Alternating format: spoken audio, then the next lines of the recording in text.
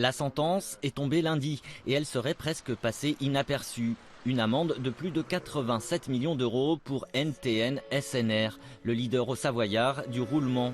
Et aujourd'hui, la communication du siège de l'entreprise à Annecy se fait plus que discrète. Un simple communiqué sans précision. Le tribunal a décidé de condamner NTN SNR à payer des dommages-intérêts à ce constructeur pour un montant de plusieurs dizaines de millions d'euros. Une information qu'on trouve pourtant écrite en toutes lettres sur le site de l'actionnaire japonais NTN. Cela concerne un problème de roulement entre NTN SNR et Volvo.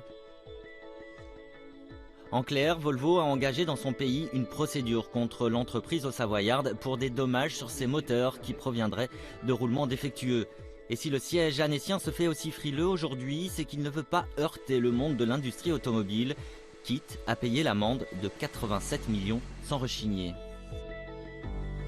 On est dans un monde de business où aujourd'hui tout peut s'effondrer rapidement, donc c'est vrai qu'il faut sauvegarder les intérêts.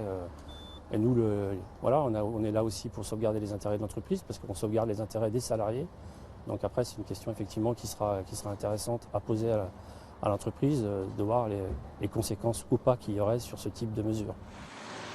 Après une amende de plus de 201 millions d'euros infligée par la Commission européenne l'année dernière pour entente illégale, cette nouvelle affaire vient ternir l'avenir de NTN SNR, engagé dans une réorganisation de ses 5 sites annéciens.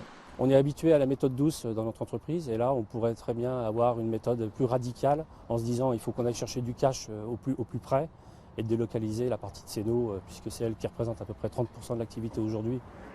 Le groupe compte 2800 salariés en Haute-Savoie. Aujourd'hui, les syndicats craignent la délocalisation de près de 300 d'entre eux en Roumanie.